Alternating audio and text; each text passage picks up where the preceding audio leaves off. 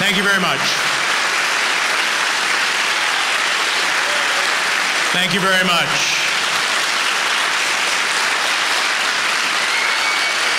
Thank you very much.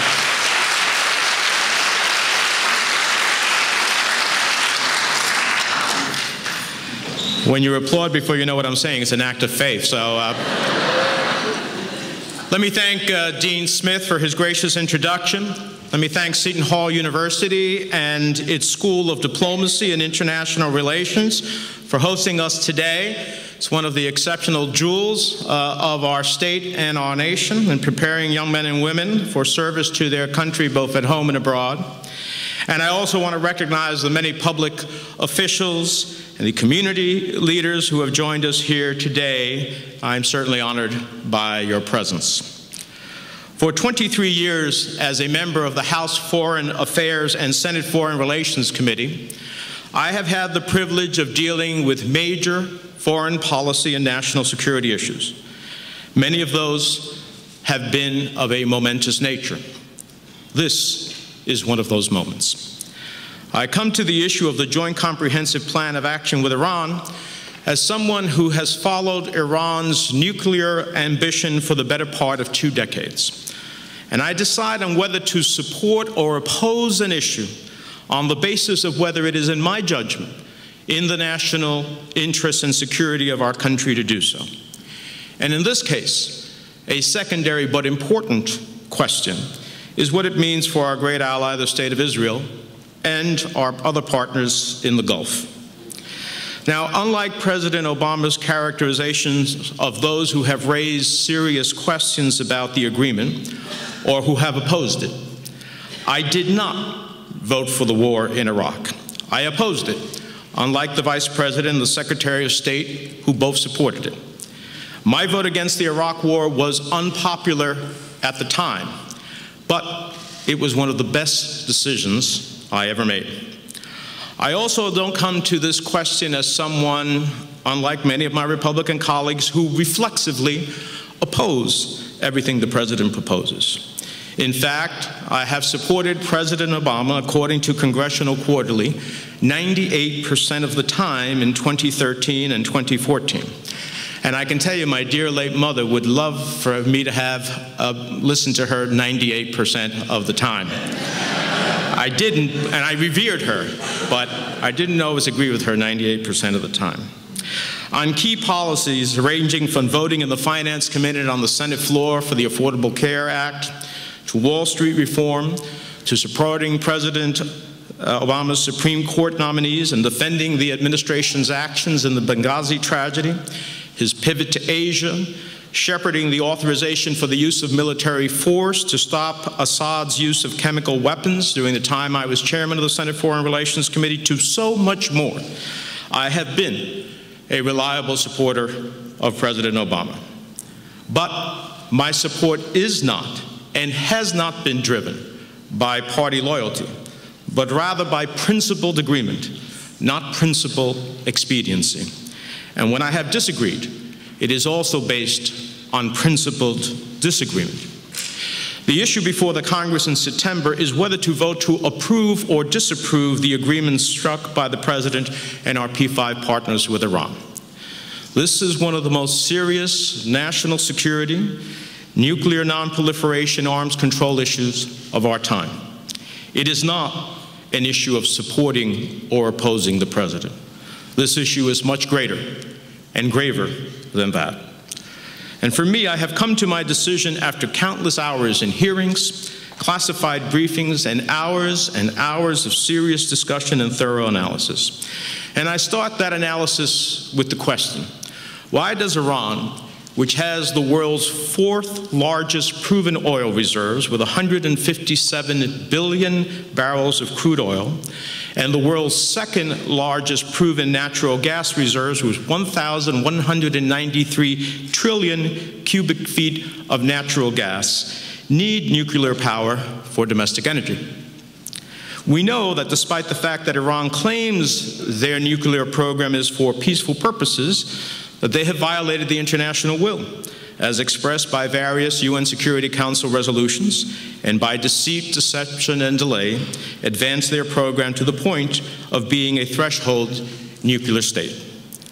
It is because of these facts and the fact that the world believes that Iran was weaponizing its nuclear program at the Parchin military base, as well as developing a covert uranium enrichment facility in Fordow built deep inside of a mountain, raising serious doubts about the peaceful nature of their civilian program and their sponsorship of state terrorism, that the world united against Iran's nuclear program.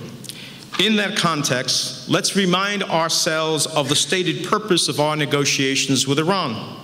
Simply put, it was to dismantle all or significant parts of Iran's illicit nuclear infrastructure to ensure that it would not have nuclear weapons capability at any time.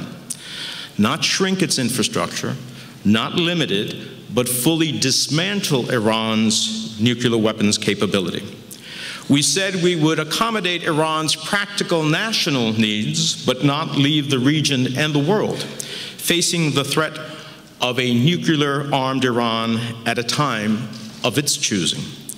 In essence, we thought the agreement would be rollback for rollback. You roll back your infrastructure, and we'll roll back our sanctions. And at the end of the day, what we appear to have is a rollback of sanctions, and Iran only limiting its capability, but not dismantling or rolling it back. So what do we get? We get an alarm bell should they decide to violate their commitments, and a system for inspections to verify their compliances. That, in my view, is a far cry from significant dismantling.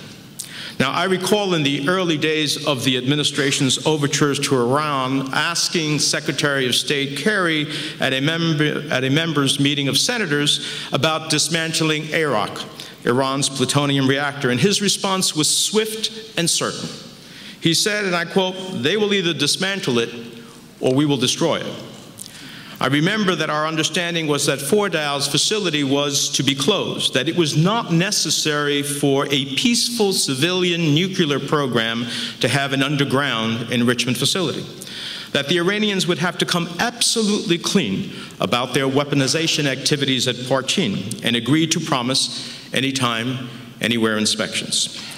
Now, we all know that that fell by the wayside, but what we cannot dismiss is that we have now abandoned our long-held policy of preventing nuclear proliferation and are now embarked not on preventing that proliferation, but on managing or containing it, which leaves us with a far less desirable, less secure, and less certain world order. So I am deeply concerned that this is a significant shift in our non-proliferation policy and about what it will mean in terms of a potential arms race in an already dangerous region. Now, while I have many specific concerns about this agreement, my overarching concern is that it requires no dismantling of Iran's nuclear infrastructure and only mothballs that infrastructure for 10 years. Not even one centrifuge will be destroyed under this agreement. Fordow will be repurposed, Iraq redesigned. The fact is, everyone needs to understand what this agreement does and does not do so that they can determine whether providing Iran permanent relief in exchange for short-term promises is a fair trade. This deal does not require Iran to destroy or fully decommission a single uranium enrichment centrifuge. In fact, over half of Iran's currently operating centrifuges will continue to spin at the Natanz facility. The remainder, including more than 5,000 operating centrifuges and nearly 10,000 not yet functioning, will merely be disconnected and transferred to another hall at Natanz where they could quickly be reinstalled to enrich uranium.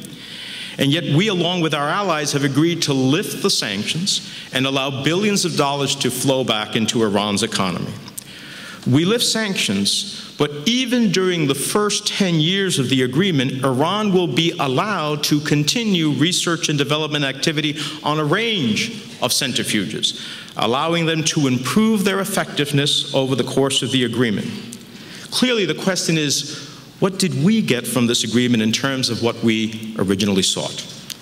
We lift sanctions, and at year 8, Iran can actually start manufacturing and testing advanced IR-6 and IR-8 centrifuges that enrich up to 15 times the speed of its current models. At year 15, Iran can start enriching uranium beyond 3.67%, the levels at which we become concerned about fissile material for a bomb. At year 15, Iran will have no limits on its uranium stockpile. This deal grants Iran permanent sanctions relief in exchange for only temporary limitations on its nuclear program. Not a rolling back, not dismantlement, but temporary limitations. At year 10, the UN Security Council resolution will disappear, along with the dispute resolution mechanism needed to snap back UN sanctions and the 24-day mandatory access provision for suspicious sites in Iran. The deal enshrines for Iran, and if you read it, in fact commits the international community to assisting Iran in developing an industrial-scale nuclear power program complete with industrial-scale enrichment. Now, while I understand that this program will be subject to Iran's obligations under the Treaty on the Non-Proliferation of Nuclear Weapons, I think it fails to appreciate Iran's history of deception in its nuclear program and its violations of the NPT. It will, in the long run, make it much harder to demonstrate that Iran's program is not, in fact, being used for peaceful purposes, because Iran will have legitimate reasons to have advanced centrifuges and a robust enrichment program. We will then have to demonstrate that its intention is dual use and not justified by its industrial nuclear power program. What we get in return for removing sanctions is an inspection and verification regime of Iran's somewhat diminished but still existent nuclear program, for which we will have to depend on Iranian compliance and performance for years to come. A significant part of that performance is dictated by an additional protocol of the IAEA, the International Atomic Energy Administration agreement, that ensures access to suspect sites in a country. But Iran has agreed only to provisionally apply the additional protocol and will only formally adopt it when and if Congress has abolished all sanctions. This could mean that if Iran has been sanctioned for violations of the agreement, that Iran won't even have to seek ratification of the additional protocol until those sanctions have been lifted, regardless of Iran's full compliance. This is hardly an ironclad commitment on which to base our right to inspect suspicious facilities. Of course, if the Iranians violate the agreement and try to make a dash for a nuclear bomb, our solace will be that we will have a year's notice instead of the present 3 months. So in reality, we have purchased a very expensive alarm system. Maybe we will have an additional 9 months, but with much greater consequences in the enemy we might face at that time. But what happens in the interim? Within about a year of Iran meeting its initial obligations, Iran will receive sanctions relief to the tune of $100 to $150 billion, not just in the release of frozen assets, but also in renewed oil sales of another 1 million barrels a day, as well as relief from sectoral sanctions in the petrochemical, shipping, shipbuilding, port sectors, gold, and other precious metals, and software and automotive sectors. Iran will also benefit from the removal of designated entities, including major banks, shipping companies, oil and gas firms, from the U.S. Treasury list of sanctioned entities. Of the nearly 650 entities, and I'm quoting here, that have been designated by the U.S. Treasury for their role in Iran's nuclear and missile programs, or for being controlled by the government of Iran, more than 67% will be delisted within 6 to 12 months, according to testimony before the Senate Foreign Relations Committee of Mark Dubovitz of the Foundation for the Defense of Democracies. For Iran, all this relief comes likely within a year, even though its obligations stretch out for a decade or more. Now, considering the fact that it was President Rouhani who, after conducting his fiscal audit after his elections, likely convinced the Ayatollah that Iran's regime could not sustain itself under the sanctions, and knew that only a negotiated agreement would get Iran the relief it critically needed to sustain the regime and the revolution. The negotiating leverage was, and I believe still is, greatly on our side. However, the Joint Comprehensive Plan of Action in paragraph 26 under the sanctions heading of the agreement says, and I quote, "The U.S. administration, acting consistently with the respective roles of the President and the Congress, will refrain from reintroducing or reimposing sanctions specified in Annex 2 that it has ceased applying under the agreement." I repeat, we will have to refrain from reintroducing or reimposing the Iran Sanctions Act, which I authored, which expires next year, and that acted significantly to bring Iran to the negotiating table in the first place. In 2 hearings, I asked Treasury Secretary Lew, Undersecretary of State Wendy Sherman, whether we have the right to reauthorize sanctions to have something to snap back to. And neither would discuss or answer the question, saying simply that it was too early to discuss reauthorization. But I did get my answer from the Iranian ambassador to the United Nations, who in a letter dated July 25, 2015 said, quote, "It is clearly spelt out in the JCPOA that both the European Union and the United States will refrain from reintroducing or reimposing the sanctions and restrictive measures lifted under the JCPOA. It is understood the reintroduction or reimposition, including through extension of the sanctions and restrictive measures, will constitute significant non-performance, which would relieve Iran from its commitments in part or in whole." So if anything is a fantasy about this agreement, it is the belief that snapback without congressionally mandated sanctions, with the EU sanctions gone and companies from around the world doing permissible business in Iran, will have any real effect. The administration cannot argue sanction policies both ways. Either they were effective in getting Iran to the negotiating table, or they were not. Sanctions are either a deterrent to break out a violation of the agreement, or they are not.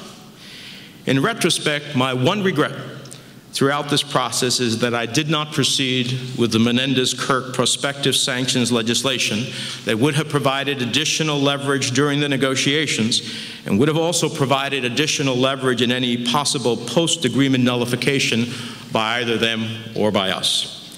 Frankly, in my view, the overall sanctions relief being provided, given the Iranians' understanding of restrictions on the reauthorization of sanctions, along with the lifting of the arms and missile embargo well before Iranian compliance over the years is established, leaves us in a weak position.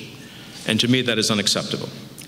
As the largest state sponsor of terrorism, Iran, who has exported its revolution to Assad in Syria, the Houthis in Yemen, Hezbollah in Lebanon, and directed and supported attacks against American troops in Iraq, will be flush with money, not only to invest in their domestic economy, but to further pursue their destabilizing hegemonic goals in the region.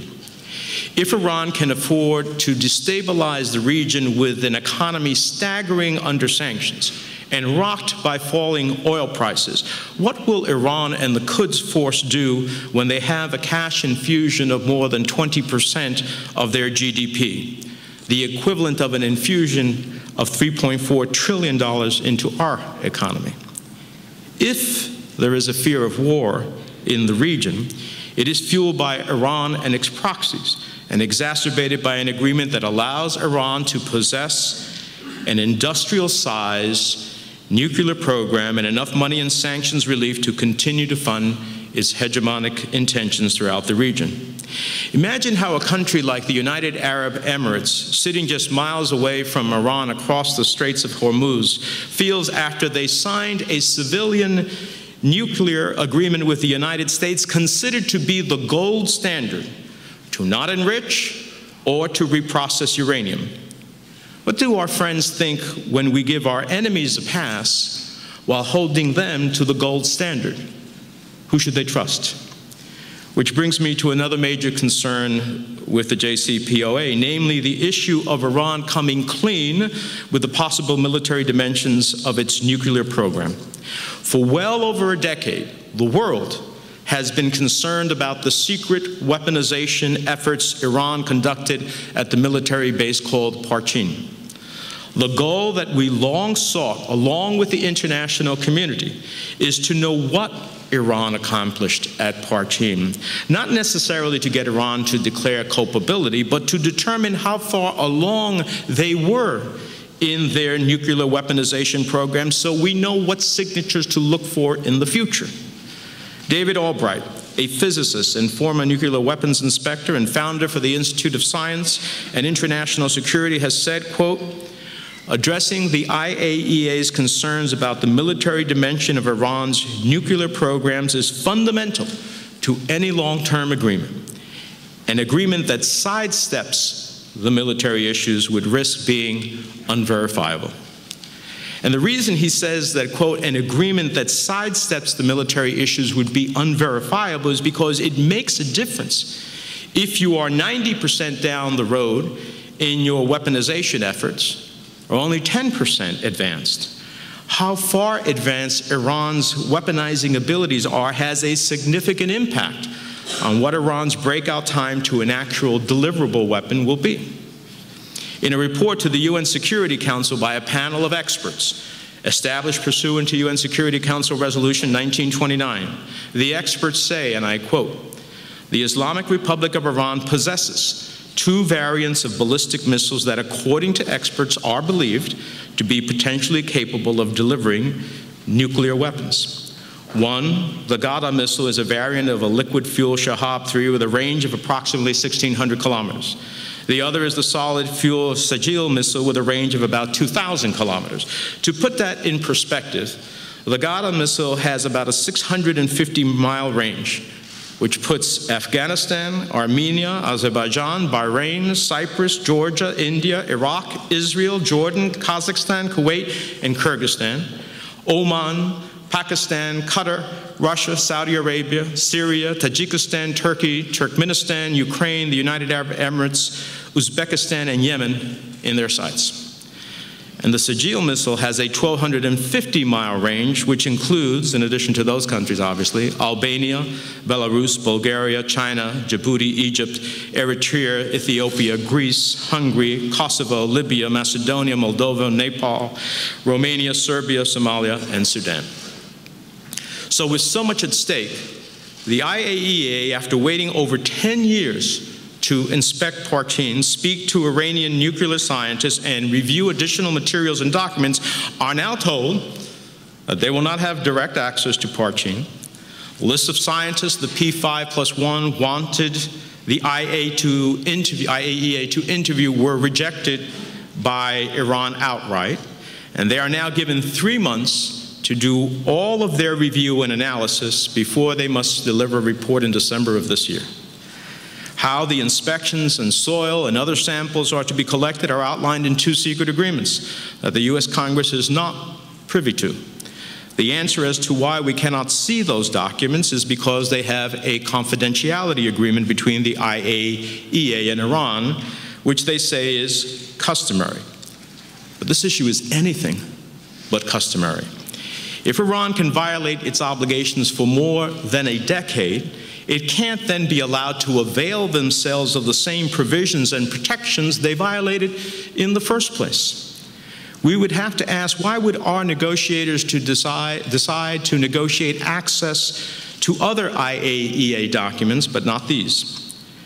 Maybe the reason, as some members of Congress, there was raised at a Foreign Relations hearing by another member of the committee, and public reports have raised, is because it may be that the Iranians and not the IAEA will be performing the tests and providing the samples to be analyzed, which would be equivalent of having an athlete accused of using performance-enhancing drugs submit an unsupervised urine sample to the appropriate authority. Chain of custody doesn't matter when the evidence given to you is prepared by the perpetrator. So in 5 months, we seek to resolve a major issue that has taken the better part of a decade to have access to, and with a highly questionable inspection regime as a solution.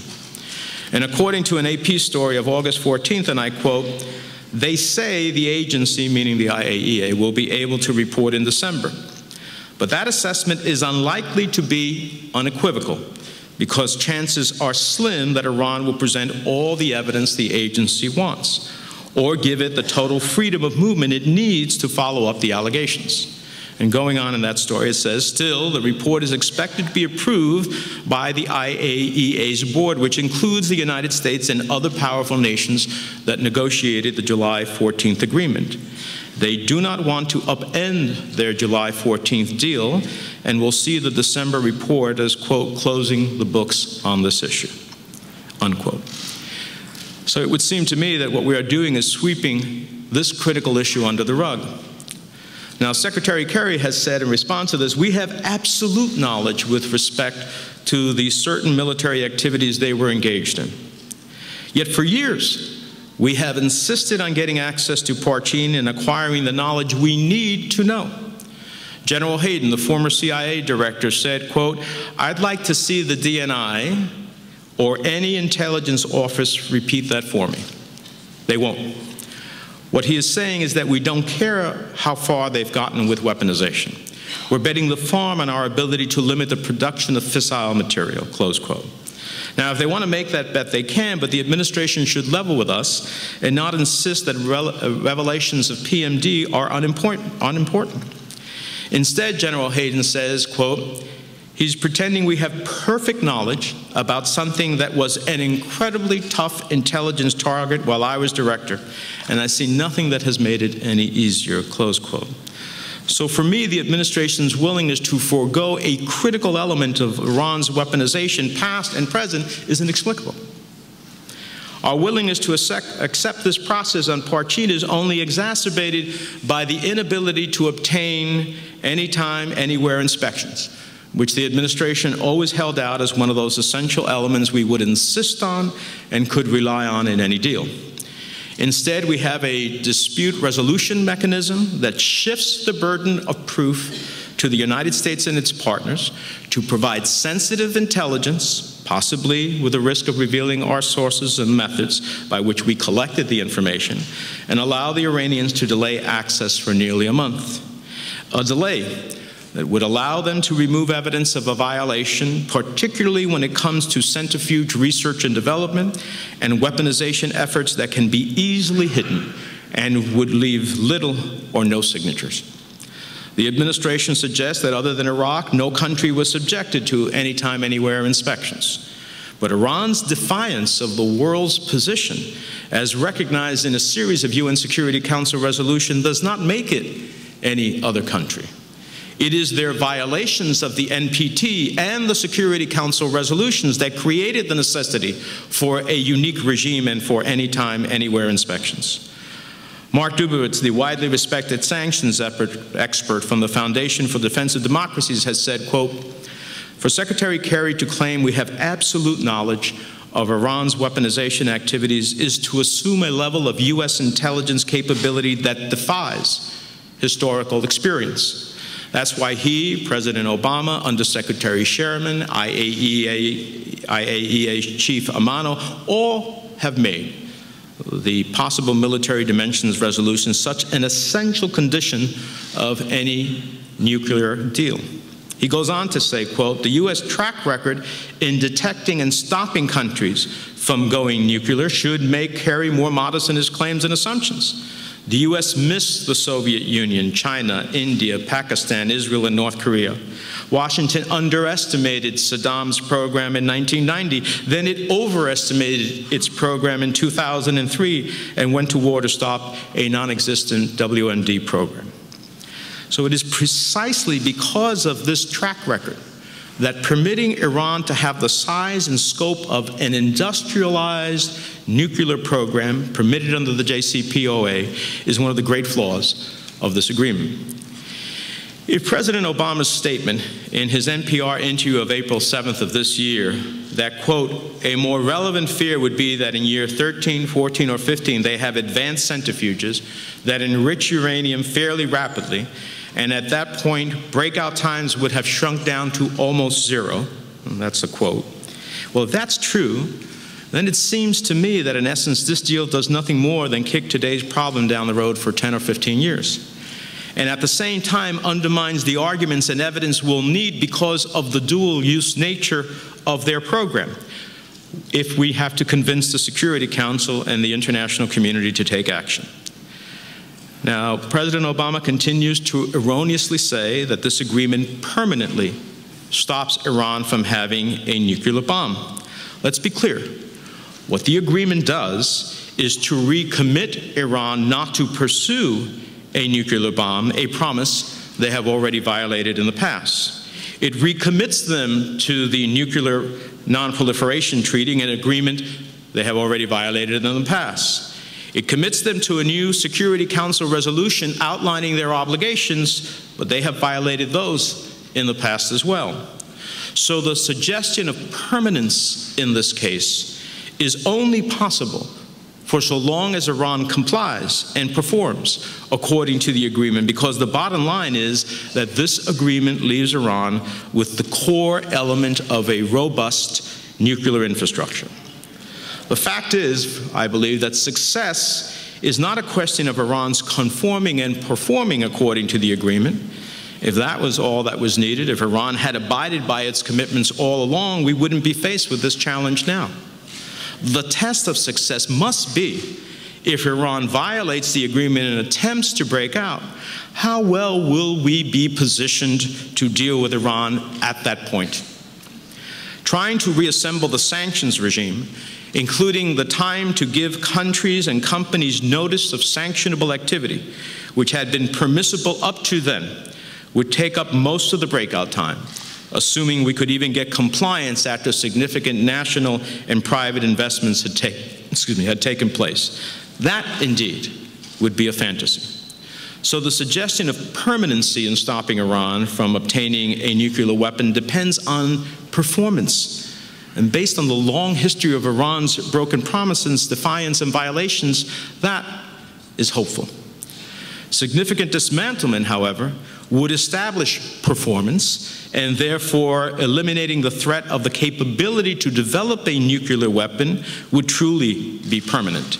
And any attempt to rebuild that infrastructure would give the world far more time than a year. Now, the President and Secretary Kerry have repeatedly said that the choice is between this agreement or war. I reject that proposition, as have most witnesses, including past and present administration members involved in the Iran nuclear issue, who have testified before the Senate Foreign Relations Committee and who support the deal but reject the binary choice between this agreement or war. I ask, if the P5+1 had not achieved an agreement, would we be at war with Iran today? I don't believe so. For all those who have said they have not heard from anyone who opposes the agreement a better solution, they're wrong. I believe there is a pathway to a better deal. Advocates of the deal argue that a good deal that would have dismantled critical elements of Iran's nuclear infrastructure isn't attainable, that the Iranians were tough negotiators, and that despite our massive economic leverage and the weight of the international community, we couldn't buy more than 10 years of inspection and verification in exchange for permanent sanctions relief and for revoking Iran's pariah status. I don't believe that.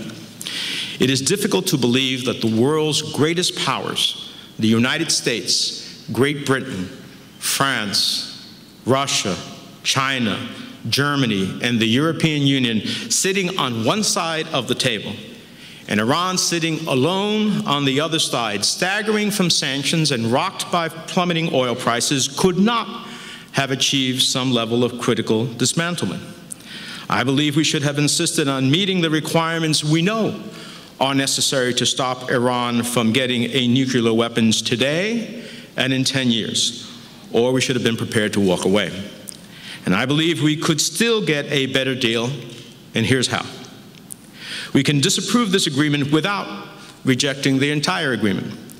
We should direct the administration to renegotiate by authorizing the continuation of negotiations in the Joint Plan of Action, which has included Iran's $700 million a month lifeline, which to date has accrued to Iran's benefit to the tune of $10 billion, and pausing further reductions of purchases of Iranian oil and other sanctions pursuant to the original JPOA.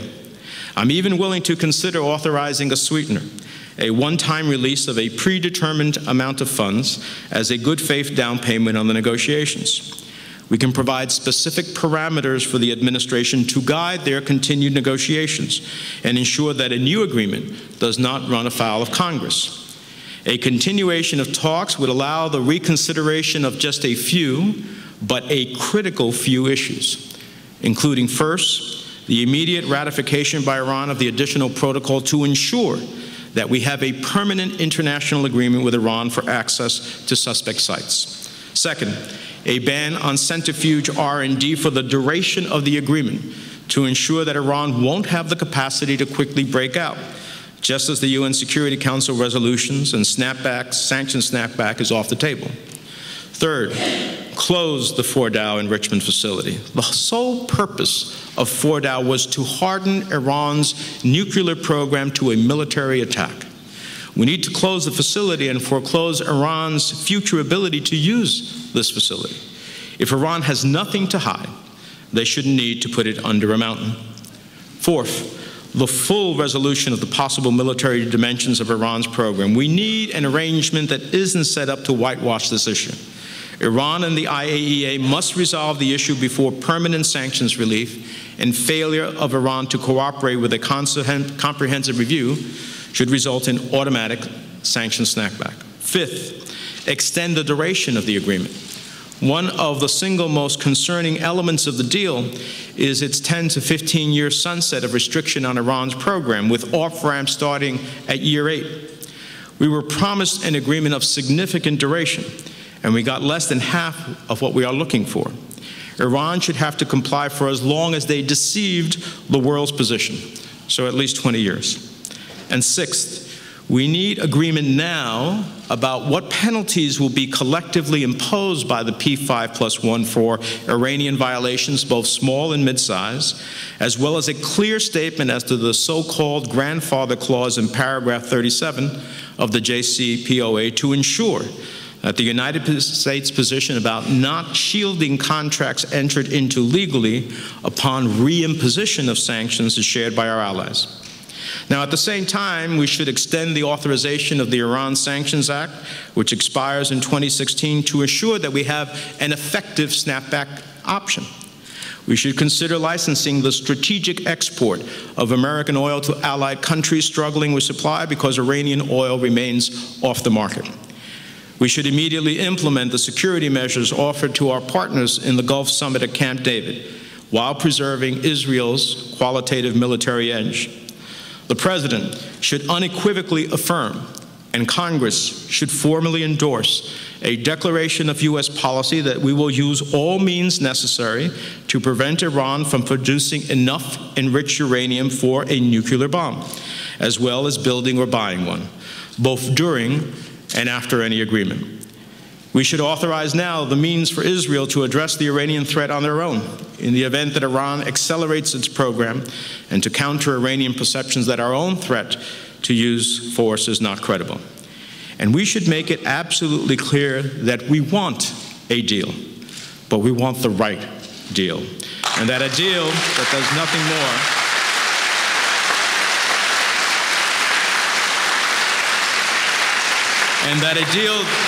nothing more than delay the inevitable isn't a deal we are willing to make. We must send a message to Iran that neither their regional behavior nor nuclear ambitions are permissible. If we push back regionally, they will be less likely to test the limits of our tolerance towards any violation of a nuclear agreement. The agreement that has been reached failed to achieve the one thing it was set out to achieve. It failed to stop Iran from becoming a nuclear weapon state at a time of its choosing. In fact, it authorizes and supports the very roadmap Iran will need to arrive at its target.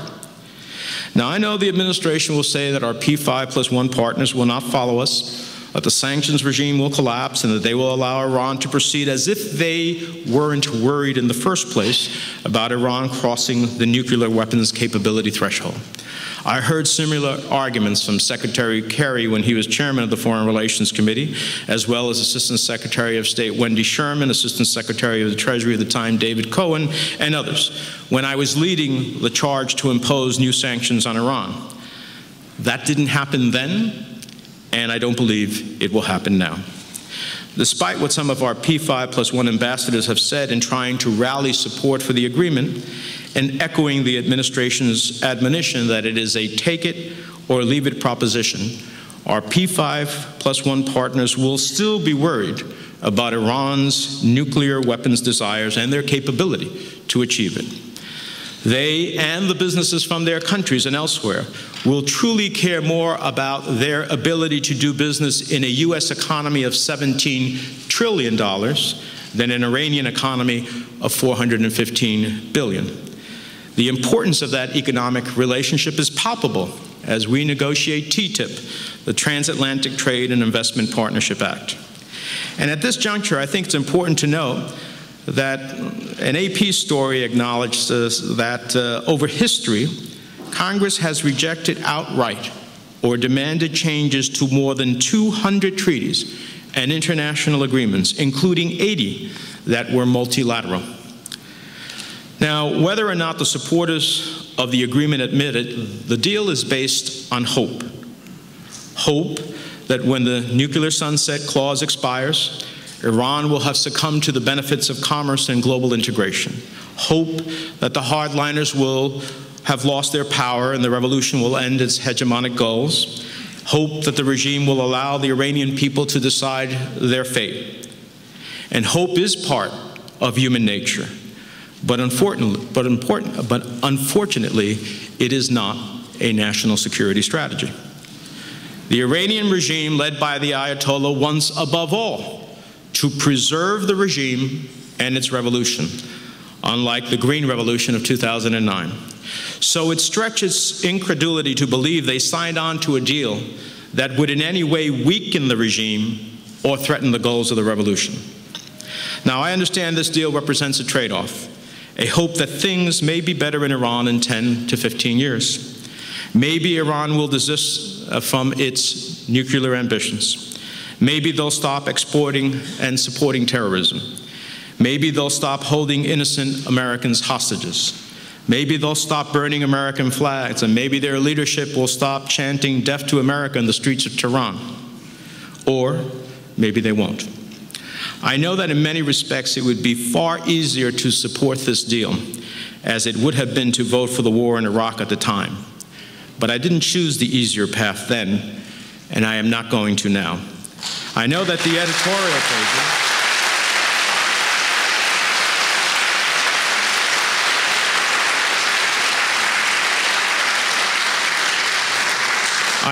editorial pages that support the agreement would be far kinder if I voted yes. But they largely also supported the agreement that brought us a nuclear North Korea. At moments like this, I'm reminded of the passage in John F. Kennedy's book, Profiling Courage, where he wrote, quote, "The true democracy, living and growing and inspiring, puts its faith in the people. Faith that the people will not simply elect men who will represent their views ably and faithfully, but will also elect men," and I would parenthetically update it to add women, "who will exercise their conscientious judgment. Faith that the people will not condemn those whose devotion to principle leads them to unpopular courses, but will reward courage, respect honor, and ultimately recognize right." And he goes on to say, in whatever arena of life one meets the challenges of courage, whatever may be the sacrifices he faces, if he follows his conscience, the loss of his friends, his fortune, his contentment, even the esteem of his fellow man, each man must decide for himself the course he will follow. The stories of past courage can define that ingredient. They can teach, they can offer hope, they can provide inspiration, but they cannot supply courage itself. For this, each man must look into his own soul. I have looked into my own soul, and my devotion to principle may once again lead me to an unpopular course. But if Iran is to acquire a nuclear bomb, It will not have my name on it. It is for these reasons that I will vote to disapprove the agreement, and if called upon, would vote to override the agreement. Thank you, and may God bless the United States of America.